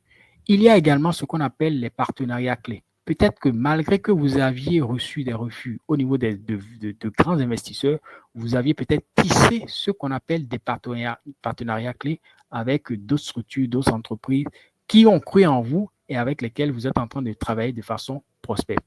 À partir de ce moment, comment est-ce que vous devez relancer effectivement maintenant vos investisseurs? Alors, pour répondre à cette question, il faut savoir que vous devez mettre en place plusieurs stratégies. Plusieurs stratégies, à savoir que vous avez l'obligation, n'est-ce pas? Vous avez l'obligation de répondre aux objections soulevées. N'oubliez jamais les points clés que vous aviez notés lors de votre rejet, c'est très important. Vous devez montrer aux investisseurs que vous aviez évolué, vous avez progressé, vous n'êtes pas resté statique et que le projet a évolué dans le temps, n'est-ce pas? Vous devez montrer également qu'il y a eu ce qu'on appelle des ajustements et que ces ajustements ont eu un impact positif sur l'amélioration, la progression de votre projet ou l'exécution, n'est-ce pas, des différentes activités, n'est-ce pas, dans l'exercice de votre projet. Donc, les progrès sont obligatoires. Les progrès sont obligatoires. Vous devez insister que, par exemple, il y a 6 mois en arrière, depuis le jour où je vous ai présenté le projet, 6 mois après, voilà là où j'en suis, n'est-ce pas? Vous devez montrer, n'est-ce pas, votre progression.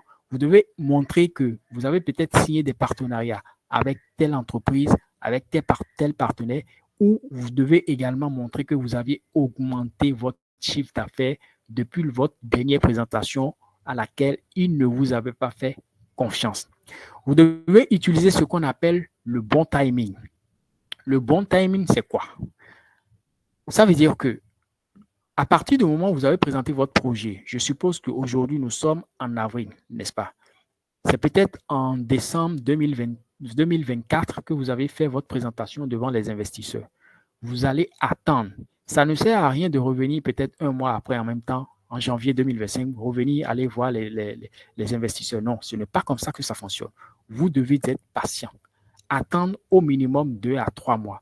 Même si possible, attendre 4 mois après. Repartir, aller voir, n'est-ce pas, ces investisseurs pour leur demander ce qu'on appelle des conseils. Il ne faut pas partir pour vous demander en même temps de l'argent. Vous devez repartir vers eux pour leur montrer la progression que vous aviez fait, en ce qui concerne les différents aspects négatifs sur lesquels ils se sont penchés lors de votre dernière rencontre. C'est très important. Donc, le timing est important. Ce n'est pas un mois après qu'il faut aller revoir les 16 investisseurs. Il faut attendre tout au moins 3 mois pour que c'est-à-dire, ils doivent sentir que vous avez pris le temps, n'est-ce pas, de travailler sur les points clés qui vous avaient été soulignés lors de votre dernier entretien, votre dernière rencontre. C'est très important. Attendre 2 à 3 mois après un refus pour prouver que votre entreprise est en train simplement de faire quoi? D'évoluer tout simplement. Vous avez même la possibilité d'attendre 6 mois. Vous pouvez même travailler pendant 6 mois. Vous travaillez pendant 6 mois, ça vous permet, n'est-ce pas, de définir une nouvelle stratégie marketing. Ça vous permettra également d'acquérir de nouveaux clients.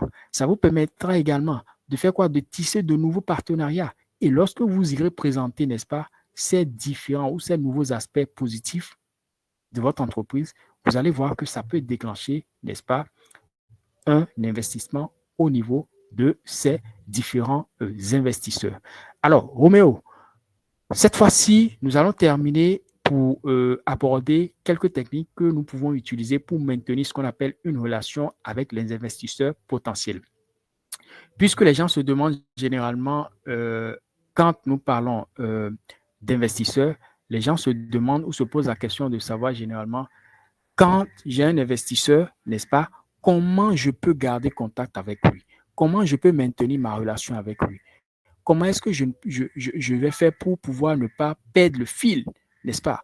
Être en contact permanent avec cet investisseur parce que parfois, je sens en lui qu'il a envie, n'est-ce pas? Il a envie, n'est-ce pas, de mettre de l'argent dans mon entreprise. Mais il y a, comme je l'ai dit tout à l'heure, il y a un main qui est en train de le freiner en réalité. Donc, il faut maintenir, n'est-ce pas, le contact, n'est-ce pas, auprès, n'est-ce pas, de ces différents entrepreneurs. Nous allons partager avec vous. Nous allons partager avec vous ici, n'est-ce pas, quelques techniques que vous pourrez utiliser pour pouvoir maintenir le contact. Vous devez envoyer ce qu'on appelle des mises à jour. Les mises à jour régulières, c'est très important. Ça peut être trimestriel. Vous devez montrer que vous avez acquis de nouveaux clients. Vous devez montrer que vous avez tissé de nouveaux partenariats. La croissance du chiffre d'affaires de votre entreprise, vous devez mettre ça en avant pour montrer qu'il y a 6 mois, quand je vous avais rencontré, voilà 6 mois après, mon entreprise a atteint tel niveau. Nous avons eu tel nombre de clients de plus. C'est très important, mes chers amis. Du coup, ces stratégies, n'est-ce pas, font partie de tout ce que vous allez utiliser dans votre nouvelle stratégie, n'est-ce pas, au niveau de votre politique de relance auprès de vos différents investisseurs. C'est très important. Donc, la deuxième chose que j'aimerais vous dire, c'est simplement quoi? Il ne faut jamais, je dis bien, il ne faut jamais repartir vers un investisseur pour rapidement demander de l'argent, mais repartez pour demander des conseils. C'est crucial. Les gens commettent l'erreur parce qu'ils ont reçu un refus premièrement, ils veulent repartir en même temps pour demander de l'argent. Non. L'investisseur a besoin de savoir est-ce que vous aviez progressé. À partir du moment où vous avez eu votre dernière rencontre, qu'est-ce qui a bougé dans votre entreprise? Qu'est-ce qui a évolué? Quelle amélioration a été apportée au niveau de votre structure? L'investisseur a besoin de se rassurer. Et c'est ça qui va le réconforter. Et lorsque vous allez le revoir une prochaine fois, ne mettez jamais l'argent devant, mais mettez, n'est-ce pas, les prouesses, les résultats que vous aviez eus au fil du temps. Envoyez-leur, par exemple, ce qu'on appelle des mails. Ça, c'est une stratégie que les gens ne comprennent pas. Vous aviez un investisseur qui a refusé d'investir dans votre projet. La stratégie que je suis en train de vous partager, elle est très importante. Vous aviez eu un investisseur devant lequel vous avez présenté, par exemple, votre projet, n'est-ce pas, et qui a refusé d'investir. Ce n'est pas grave. Un non n'est jamais une fin. 2 mois ou chaque 3 mois, n'est-ce pas, pour montrer à cet investisseur que malgré son refus, vous êtes en train de travailler, votre entreprise est en train de progresser, qu'est-ce qu'il faut faire? Il faut lui envoyer de temps à autre de petits bilans. Ah, oui, il y a 2 mois ou 2 mois après, nous avons gagné 15 clients de plus, avec bien sûr des preuves à la lettre. Nous avons gagné 15 clients de plus. Notre chiffre d'affaires a augmenté peut-être de 5%, de 10% en l'espace de 3 mois en plus. Donc, l'investisseur a besoin de ces informations. Ce sont ces informations qui vont nourrir à nouveau sa confiance envers votre structure. Vous voyez, au fur et à mesure que vous allez envoyer régulièrement des informations sur la progression de votre entreprise, malgré que lui, il vous a refusé. Il a refusé d'investir dans votre entreprise, mais vous lui envoyez des informations pour lui montrer que, tiens, malgré votre refus, l'entreprise, on est en train de faire un effort et l'entreprise est en train de progresser petit à petit. Chaque 2 mois, vous envoyez, ou même chaque mois, à travers son adresse mail, si vous avez son adresse mail, vous lui envoyez, n'est-ce pas, des récapitulatifs, n'est-ce pas, au niveau de la progression, au niveau des nouvelles démarches, au niveau des nouveaux partenariats que vous aviez signés ou que vous êtes en train de signer au fil des mois. Envoyez aux investisseurs des informations qui prouvent que vous êtes en train de travailler. Vous avez recruté de nouveaux partenaires, experts. Envoyez des informations à ces investisseurs pour leur dire que oui, effectivement, notre équipe a été renforcée par un partenaire, 2 partenaires de taille ou 2 collaborateurs de taille qui sont des experts, qui ont travaillé dans telle entreprise, n'est-ce pas? Ça va redonner confiance, je vous assure, à ces investisseurs qui avaient hésité de débloquer le cash pour soutenir votre entreprise. C'est très, très, très, très important. Mais ce sont des stratégies que beaucoup d'Africains entrepreneurs ne connaissent pas. Pour eux, ils ont une entreprise, ils présentent un projet, ils s'attendent à de l'argent. Donc, une fois que vous avez reçu le premier refus, qu'est-ce qu'il faut améliorer? Votre business plan. La deuxième chose, il faut simplement faire quoi? Il faut donner de vos informations. Qu'est-ce qui a été amélioré? Quelle progression vous avez eue? L'investisseur a besoin de savoir pour suivre. Parce que quand vous envoyez ces informations à l'investisseur, à partir de ce moment, il sera captivé, il sera attentionné par l'évolution de votre entreprise. Et c'est tous ces éléments qui vont renforcer simplement sa confiance envers votre entreprise, envers votre personnalité. Donc, ça sert à maintenir simplement le contact permanent avec ces différents entrepreneurs, ce qui est très important et très capital. Donc, n'oubliez jamais d'envoyer des informations capitales qui prouvent la progression de votre entreprise, qui montrent que vous n'avez pas baissé les bras surtout, qui montrent que vous n'avez pas baissé les bras surtout. J'insiste là-dessus. Les Africains ne le savent pas. Et vous avez la chance, à travers ce genre de webinaire, de découvrir ces stratégies-là que beaucoup d'Européens et des Américains ils utilisent. Et du jour au lendemain, vous allez voir qu'à un certain moment, boum, ils reçoivent de gros capitaux d'investissement. Donc, ce sont ces stratégies qu'ils utilisent. Vous devez informer. Une fois que vous avez rencontré un investisseur, informez-le, n'est-ce pas? Envoyez-lui des messages pour montrer que votre entreprise est en train de progresser petit à petit. Donc, montrez, soyez clair dans tout ce que vous faites. C'est très important. Ça va redonner de la confiance à cet investisseur et ne soyez pas surpris que lorsque vous allez le rencontrer une prochaine fois, il pourra, n'est-ce pas, valider votre projet simplement.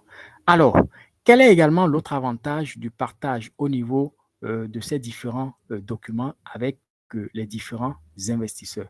C'est que vous aurez ce qu'on appelle également parfois de la recommandation. La recommandation parce qu'un investisseur qui est en confiance peut facilement vous recommander auprès de notre investisseur. Si déjà vous envoyez, n'est-ce pas, ces différentes informations à cet investisseur, il peut également le partager avec ses amis qui sont également investisseurs, qui généralement se retrouvent dans ce qu'on appelle parfois des clubs d'investisseurs. Il y a des clubs privés d'investisseurs dans lesquels, quand un investisseur est avisé, il peut informer facilement ses autres amis et dire que, ben, tiens, moi, je suis en train, par exemple, de suivre une entreprise à laquelle j'avais reçu un investissement, mais chaque fois, ils m'envoient, par exemple, des informations par rapport à leurs activités, par rapport à leurs évolutions. Chaque fois qu'ils ont recruté peut-être un expert qui a rejoint leur équipe, ils m'envoient des informations. Je regarde un peu de façon vraiment attentionnée leur progression depuis la dernière fois qu'on s'était rencontrés. Je constate que cette entreprise est en train de faire beaucoup d'efforts et ça promet. Et lui, il suffit simplement de parler et les autres amis auront parfois confiance en lui. C'est ça qu'on appelle également de la recommandation. Donc, grâce à un investisseur qui peut vous recommander également auprès d'autres investisseurs, je vous assure que quand peut-être vous allez demander 1 million, vous allez peut-être vous retrouver à 30, 40 millions qui seront levés au niveau d'autres investisseurs potentiels. Donc, pour terminer, Roméo, je pense que j'ai parcouru tous les aspects. Je vais simplement vous dire que tout ce que nous avons parcouru en termes de technique, partage aujourd'hui, sont des éléments fondamentaux sur lesquels vous devez vous baser pour améliorer vos différentes présentations, n'est-ce pas, quand vous aurez un projet, même si ce n'est pas aujourd'hui, même si ce n'est pas aujourd'hui, n'est-ce pas, ces informations seront cruciales pour vous pour améliorer la qualité de votre présentation. Et quand vous aurez même un nom, sachez qu'un non n'est pas définitif, mais un non cache simplement un oui. Je dis bien un non cache simplement un oui. Un oui. Il suffit que vous puissiez travailler là-dessus.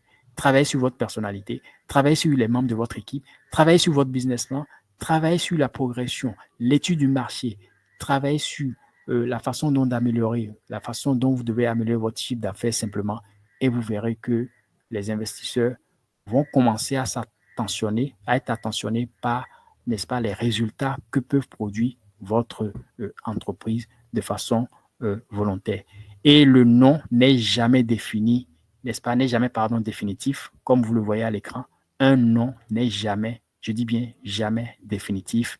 C'est toujours un pas encore. Vous devez faire le pas de plus. Si vous recevez un nom aujourd'hui, faites toujours l'effort de plus. Faites toujours le pas de plus. Continuez à améliorer, continuez à travailler. Au fur et à mesure que vous allez travailler, plus vous travaillerez, plus vous allez améliorer vos résultats et plus vous allez créer de la confiance entre vous, n'est-ce pas, et les différents investisseurs. Donc, de façon résumée, voilà ce que je peux dire, Roméo Kango.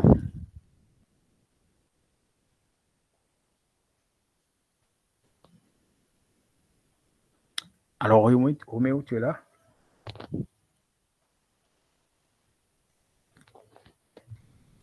Yes, Kassim, je suis là et merci pour cette brillante présentation, pour cette présentation très approfondie, hein, par rapport aux questions de financement, ce qui fait que véritablement un projet peut être rejeté en phase de financement et qu'est-ce qu'il faut faire. J'espère que chacun de vous a tiré le maximum d'informations.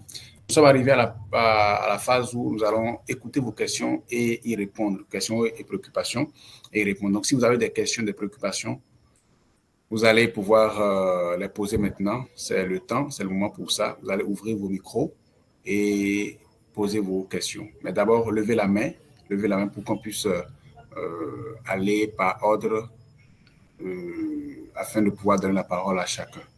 Merci.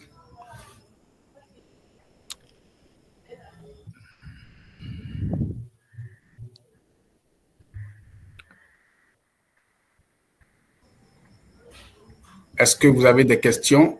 Est-ce que vous avez des préoccupations à propos de tout ce qui a été partagé ce soir? C'est un rendez-vous d'information. Et donc, si vous avez des questions, des préoccupations, posez-les simplement.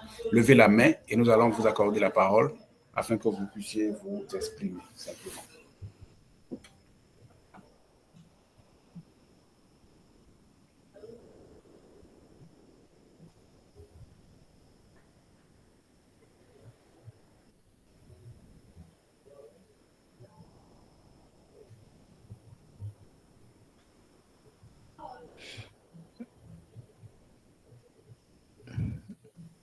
Alors, le micro, je pense que chaque personne peut lever la main pour poser des questions, comme l'a demandé Roméo. Donc, du coup, si vous avez une question particulière, vous pouvez lever la main afin que votre micro soit ouvert pour qu'on vous donne la possibilité de poser votre question. Ou à défaut, vous pouvez aussi écrire dans le chat pour poser votre question, c'est bien possible. Oui, au cas où peut-être vous ne voulez pas ouvrir votre micro, ou bien vous pensez que là où vous êtes, il y a un peu de bruit et que vous ne pourrez pas poser vos questions directement, vous pouvez écrire dans le chat, on va y répondre rapidement.